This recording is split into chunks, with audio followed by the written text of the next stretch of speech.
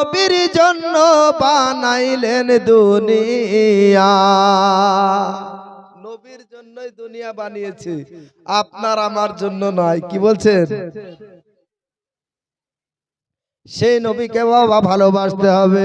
আর নবীকে যদি ভালোবাসা না যায়, আল্লাহ পাক রব্বুল আলামিন বলেন, কুল ইন কুনতুম তুহিব্বুনাল্লাহ ফাত্তাবিউনি ইউহিব্বুকুমুল্লাহ ওয়া ইয়াগফির লাকুম যুনুবাকুম আল্লাহু গফুরুর রহিম। হাবিব, আপনার উম্মত উম্মতিদেরকে বলে দিন, জগৎবাসীকে বলে দিন, জগতের মানুষকে বলে দিন, যদি কেউ আমার নৈকট্য লাভ করতে চায়, যদি কেউ আমাকে কেউ কাছে পেতে চায়, যদি আমাকে ভালোবাসতে চায়, নবী গো যেন সর্বপ্রথম আপনাকে ভালোবাসে। নবীকে যদি ভালোবাসেন, আল্লাহকে ভালোবাসা হয়ে যাবে। আল্লাহর নবী বলেন, আল্লাহ গো যদি আমাকে আমার উম্মতেরা ভালোবাসে, তবে আল্লাহ আমার উম্মতের জন্য কি উপহার রেখেছে? উপহার। আমার আল্লাহ পাক রব্বুল আলামিন বলেন, ইয়া রাসূলুল্লাহ, ও গো দয়ার নবী, মায়ার নবী গো, আপনার জন্য জগৎটাকে আমি তৈরি করলাম, আপনার জন্য জগৎটাকে আমি সুন্দরভাবে সাজালাম, আপনার জন্য আজকে সবুজ সবুজ ফসল আমি ফলালাম, আপনার জন্য আজকে কুল কায়নাতকে এত সুন্দর করে সাজালাম। নবী গো যদি আপনাকে ভালোবাসে আপনার উম্মত, আমি আল্লাহ তার জীবনের সমস্ত গুনাহকে ক্ষমা করে দিব। একবার জোরে বলুন সুবহানাল্লাহ, একবার জোরে বলুন ইয়া রাসূলুল্লাহ। এ আমার আব্বাজিরা, আমার সোনা মানিকেরা, যখন আমাদের গুনাহ থাকবে না, পাপ থাকবে না, তখন আমরা কি হয়ে যাব? মাসুম নাকি? নিষ্পাপ হয়ে যাব। আর নিষ্পাপ যদি হয়ে যায়, তবে আমার আল্লাহ পাক রব্বুল আলামিন কাল কিয়ামতের ময়দানে নবীকে ভালোবাসার কারণে আল্লাহ পাক রব্বুল আলামিন জান্নাত দিয়ে দেবে। নবীকে ভালো যদি বাসেন, তাহলে কি হবে? জান্নাত পাওয়া যাবে। নবীকে ভালো যদি না বাসা যায়, জান্নাত পাওয়া সম্ভব নাই। আমরা যত রকমের আমল করি না কেন, যতই নামাজ পড়ি, যতই রোজা করি, আর যতই হজ করি, আমাদের আমল দ্বারাই ওই আল্লাহর জান্নাত পাওয়া সম্ভব নয়। আল্লাহ পাক রব্বুল আলামিন বলেন, ফামান ইয়ামাল মিসকালা যাররাতিন খায়রান ইয়ারা ওয়া মান ইয়ামাল মিসকালা যাররাতিন শাররান ইয়ারা। আল্লাহ পাক রব্বুল আলামিন বলেন, ও আমার বান্দা বান্দিরা রে, দুনিয়ার বুকে কেউ যদি যাররা পরিমাণ ভালো কাজ করে, আমি আল্লাহ তার প্রতিদান দেব। কেউ যদি যাররা পরিমাণ খারাপ কাজ করে, আমি আল্লাহ পাক রব্বুল আলামিন তার প্রতিদান দেব। এ আমার আব্বাজিরা, আমার সোনা মানিকেরা, পৃথিবীর জমিনে একজন নবী এসেছিলেন, নবী, তার নাম হলো হযরতে মূসা আলাইহিস সালাম। কি বললাম? মূসা আলাইহিস সালাম পৃথিবীর জমিনে এসেছিলেন। এমন অবস্থায় মূসা আলাইহিস সালাম আল্লাহ পাক রব্বুল আলামিনের সঙ্গে ডাইরেক্ট কথা বলতেন। ডাইরেক্ট কথা যখন বলতেন, ডাইরেক্ট কথা বলতেন। এমন অবস্থায় আমার আল্লাহ পাক রব্বুল আলামিনকে মূসা আলাইহিস সালাম জিজ্ঞাসা করে, বলে, আল্লাহ, পৃথিবীর জমিনে যখন তুমি খুশি হও কি করো, কি করো, কি করো?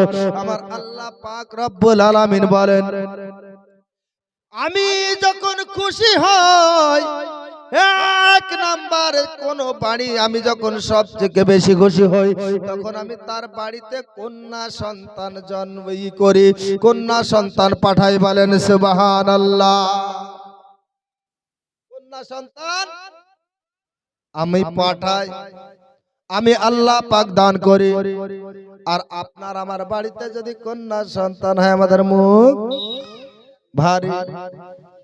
কিন্তু আল্লাহ পাকের নবী নবী মুহাম্মদুর রাসূলুল্লাহ সাল্লাল্লাহু আলাইহি ওয়াসাল্লাম বলেন, যদি কোনো পিতা তার কন্যা সন্তানকে সুশিক্ষায় সুশিক্ষিত করে, যদি সুন্দর আপনার স্বামী দেখে, সুন্দর একটি বর দেখে যদি বিবাহ দেয়, ওই নারীর কারণে ওই পিতা জান্নাতে যেতে পারে। বলেন সুবহানাল্লাহ।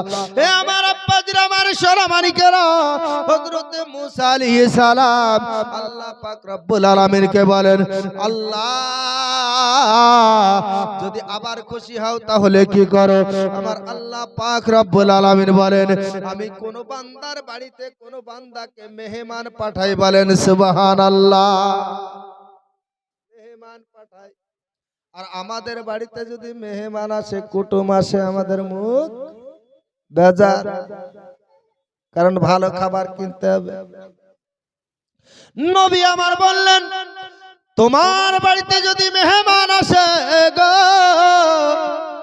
সুন্দর খাবার করবে, সুন্দর খাবার, ভালো খাবার করবে, ভালো খাবার দিবে, ভালো জায়গা দিবে, ভালো জায়গা করে দিবে, যাতে করে তোমার মেহমান তোমার দিকে তাকিয়ে বুঝতে না পারে যে তোমার মনটা খারাপ আছে।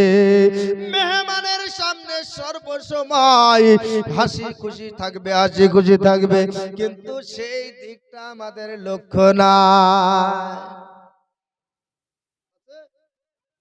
বাস্তব কথা বলেন, আছে? মুসা আলাইহিস সালাম বলেন, আল্লাহ তুমি আবার কখন খুশি হও, কি করো একটু বলো।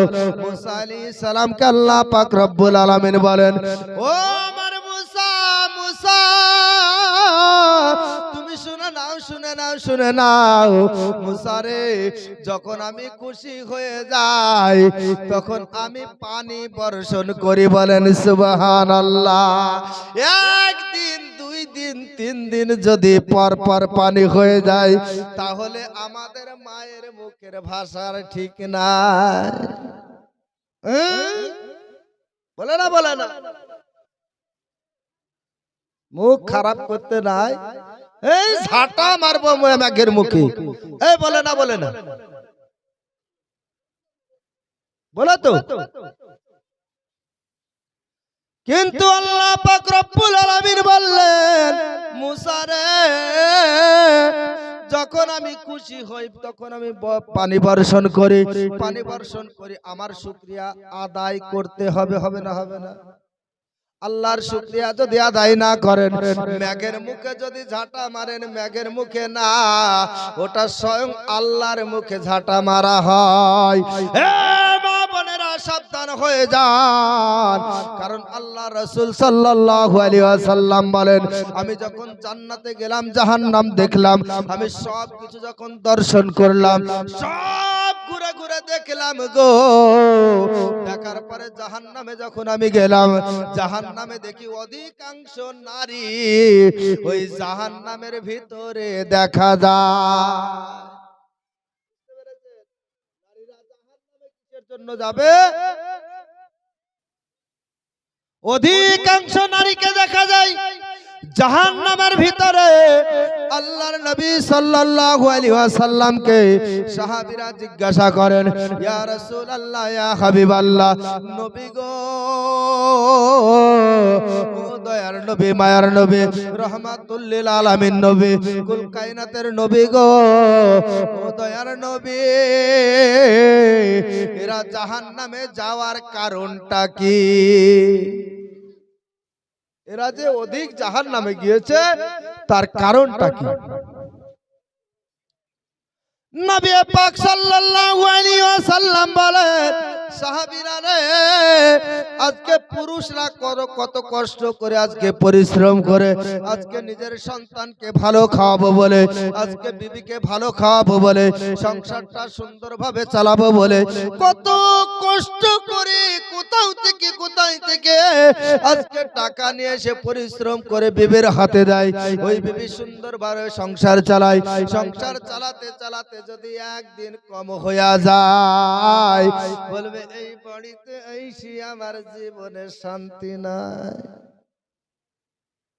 বলে না, বলেন, এই বাড়িতে এসে আমার সারা জীবন জ্বলতে জ্বলতে গেল, কোনদিন আমি শান্তি পেলাম না। সারা জীবন আমি আপনি দই মাংস দুধ সবকিছু খাওয়ালেন, আর একদিনে আপনার সব ধ্বংস হয় না, হয় না? বলে রাত দুধ দি কাল সাপ পোষা, তো আমাদের হয়েছে তাই। কি কিন্তু এমনও মা বোন আছে 2 দিন যদি খাবারও না হয় বাড়িতে কিছু বলবে না। এ আমার মা বোনেরা, নারী যদি হতে হয় মা ফাতেমাতুজ জাহরা রাদিয়াল্লাহু তাআলা আনহার মতো হতে হবে, নারী যদি হতে হয় ফাতেমা কুলসুমের মতো হতে হবে, আপনার নারী যদি হতে হয় মা আসিয়ার মতো হতে হবে। এই দুনিয়াটা কিছুই না রে, আল্লাহ পাক রব্বুল আলামিন বলেন কুল্লু মান আলাইহা ফান, এই দুনিয়াটা ধ্বংস হয়ে যাবে, এই দুনিয়াটা চিরস্থায়ী নয়, দুনিয়াটা ক্ষণস্থায়ী। এই জমিন গুলো পুড়ে পুড়ে তামা হয়ে যাবে গো। আপনার ঘর, আপনার বাড়ি, আপনার জমি, আপনার যা কিছু আছে সব উলট পালট হয়ে যাবে। আল্লাহ পাক রব্বুল আলামিন বলেন আকাশের তারাগুলো খসে খসে খসে খসে পড়বে।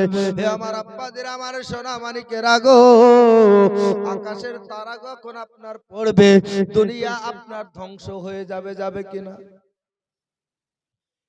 এই দুনিয়াতে কিছুই থাকবে না, সব তামা তামা হয়ে যাবে, শুধুমাত্র থাকবে আমার আল্লাহ আল্লাহ আল্লাহ, আমার নবীর মহব্বত নিয়ে থাকবে। বলেন সুবহানাল্লাহ। আল্লাহ পাক রব্বুল আলামিন বলেন নবী গো, দুনিয়ার কেউ যদি তোমাকে না মানে, কেউ না মানে, আমি আল্লাহ তোমাকে ডাকবো আর তুমি আমাকে ডাকবা। বলেন সুবহানাল্লাহ।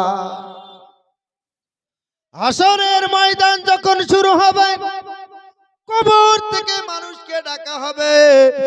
নবী পাক সাল্লাল্লাহু আলাইহি ওয়াসাল্লাম আপনার হযরতে জিবরাইল আলাইহিস সালাম আসার পরে আমার নবী আপনার নবীকে ডাক দেবেন, রোজা মোবারক থেকে ডাক দেবে। নবী পাক সাল্লাল্লাহু আলাইহি ওয়াসাল্লাম রোজা মোবারক থেকে ওঠার পরে বলবেন, বলে জিবরাইল, জিবরাইল রে, বিচার কি হয়ে গিয়েছে রে? বিচার কি এতক্ষণ পর্যন্ত হয়ে গিয়েছে? তখন জিবরাইল আলাইহিস সালাম বলবে, ইয়া রাসূলুল্লাহ, ইয়া হাবিবাল্লাহ, নবী গো, এখন পর্যন্ত বিচার শুরু হয় নাই, শুধু আপনাকে ডাকা হয়েছে। বলেন সুবহানাল্লাহ। এই মুসা আলাইহিস সালাম আপনার কিনা কি করলেন? আল্লাহর সঙ্গে কথোপকথন করতেন। হযরতে মুসা আলাইহিস সালাম আপনার আল্লাহ পাক রব্বুল আলামিনকে বলেন, আল্লাহ গো, আল্লাহ তোমাকে আমি দেখতে চাই, দেখতে চাই, লাম আরিনি, লাম আরিনি। আমার আল্লাহ পাক রব্বুল আলামিন বলেন, লান তারানি, লান তারানি মুসা রে, তুমি আমাকে দেখতে পাবে না, দেখতে পাবে না। হযরতে মুসা আলাইহিস সালাম নাছড় বান্দা, নাছড় নবী বলতেছেন, আল্লাহ আপনাকে আমি দেখবই দেখব, আল্লাহ তুমি আমাকে দেখা দাও, দেখা দাও। আল্লাহ পাক রব্বুল আলামিন বললেন, মুসা রে, 40 জন ভালো ব্যক্তিকে সঙ্গে সঙ্গে করে নিয়ে তুমি চলে এসো, তুমি যেই জায়গায় থেকে আমার সঙ্গে কথা বলো, দূর পাহাড়ে চলে এসো। হযরতে মুসা আলাইহিস সালাম আপনার কিনা কি করলেন বাপজির, আমার সোনা মানিকেরা, 40 জন ব্যক্তিকে সঙ্গে করে নিয়ে হযরতে মুসা আলাইহিস সালাম 1 কদম 2 কদম করে চলতে আরম্ভ করলেন। যেতে যেতে যেতে যেতে তুর পাহাড়ে যাওয়ার পরে আমার আল্লাহ পাক রব্বুল আলামিনকে বলেন, ইয়া আল্লাহ, আমি তোমার মুসা নবী গো, আল্লাহ তুমি আমাকে দেখা দাও, দেখা দাও। এমত অবস্থায় হযরতে মুসা আলাইহিস সালামকে আল্লাহ পাক রব্বুল আলামিন বলেন, মুসা রে তুমি আমাকে দেখতে পাবে না।